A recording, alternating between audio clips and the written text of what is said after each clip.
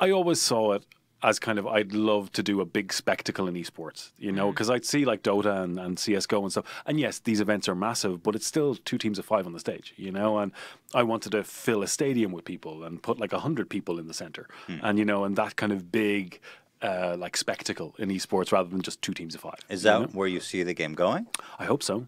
Like, I mean, really, I mean, that's the dream for me is like, look, 1.0 is great and we get to release a full game, but until we have our first major, that's where I really see kind of, right, it's kind of, that's the dream complete then. You want to have a stadium with 100 players in the pit or the field. Yeah, and have like, whatever, 30, 40,000 people watching them. Interesting. And having that first person to get up and walk off. Yeah. Yeah, you got to walk off in shame. It's like a long walk, Oh, too. yeah. You give people in the audience like heads of lettuce to throw at them. That would actually be quite, I can see when it comes down to like the final 2 or 3 that would be pretty exhilarating. Right. Walks toward the chicken. There's a giant like chicken a dinner. They giant got actual chicken. Oh, that's funny. Oh yeah, but like I mean, that's what I always dreamed, that Battle Royale could be a great esport, you know, and I think I still think it could be. So, what do you think are the challenges that exist that you're aware of or want to overcome to make sure that PUBG can become a great esport? We have to get the game esports ready, right? I mean, it's not competitive. Well, it is competitive, but it's not completely bug-free. You know, there's lots of stuff we have to improve, and that's what we want to spend, like, you know, I keep saying, like, this is 1.0 is a milestone for us. It's not the end of development. We want to continue over the next year to keep improving, you know, that there may be problems at launch tonight, but we're not going to just leave them. You know, we want to keep fixing, and some of these problems are really, really hard to fix. You know, there's problems that are with the core engine itself, that if we try to fix them or touch them, it might end up with 100 other problems, you know. And you're talking about issues like rubber banding. But this is the big one, lag. right? So rubber banding is something that frustrates me a lot when I play. So why that is, and we're still trying to figure it out, but it's basically we upgraded the engine from 4.16 or 4.14 to 4.16,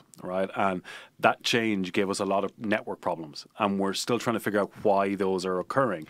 But it's core engine code, and we have a small team still, relatively speaking. Why when is it comes, well, we're still expanding, but it's quite tough to find good talent, you know, and talent that fits the company and talent that understands, you know, what we're doing and are good enough to you know, to do the job we need them to do. So it just takes time. You can't throw money at it, you know. It just takes time, and eventually we'll get them. But it's the network problem. It's still going to be there. Probably at launch, you may see some rubber banding, which sucks, but we're still trying to fix it, you know, and it's. I'm sure it frustrates you guys as much as the people that are always complaining about Oh no, I mean, it's like, you know, or more, probably. Yeah, oh no, like we have like guys that are in the office, you know, 14, 15-hour days trying to figure this shit out, like really, like they pour their hearts and soul into it. Like if there's a problem with the servers today, they will not leave the office until the servers are fixed, you know, that they're really dedicated to making this a great experience. And when I hear people like ragging on the dev team, it really like I get mad, because it's like, you don't understand how hard they work. They really,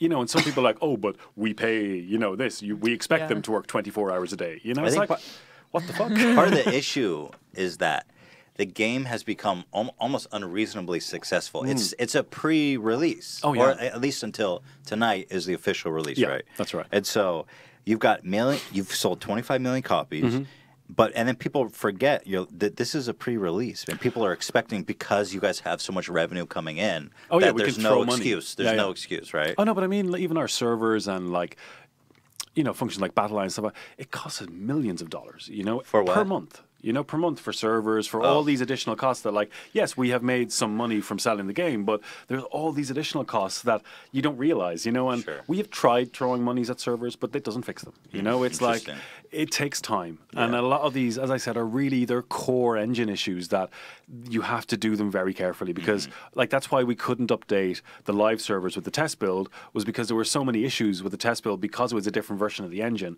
that we couldn't roll it out to 3 million people, you know, or 25 million people.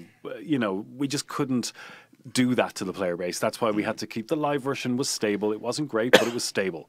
Whereas the test version, not so stable. But now we've got it to a stage now that there may still be crashes, there may still be rubber banding, but we are still working on it, you know, and we want to, you know, we want to get it stable. We want to get it competitive. I'm sure. Yeah, of course.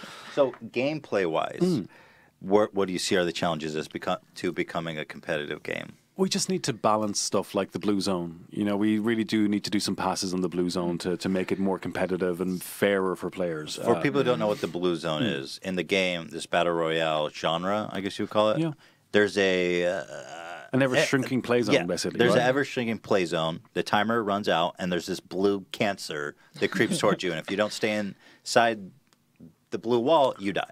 Yeah. And so what about that is unbalanced, in your opinion? We just have to look at, like, you know, sometimes it may jump too much, or the distance may be too long, or it might be moving too fast. So we haven't had a lot of time It's always moving too fast. Right. Especially when you're running to catch it. But no, I mean, it's these kind of things that we need to look at the data and the players and figure out, like, what is best competitively for the game to give everyone a fair chance. And that takes time. But, you know, look at CSGO. They're still releasing small updates every few months, right? Yeah. And we want to be that. You know, that's what we want, that we want to continue to do this over the next 10, 20 years, you know, and we're going to take time to balance this, but no, we have the data, we just need to pick through it. So it just takes time. These, you know, this is, I keep saying, this is not a marathon, or this is not a sprint for us. This is really a marathon. Yeah. Like, it's, we're building a team now that we want to support this for 10, 20 years, you know, and yeah.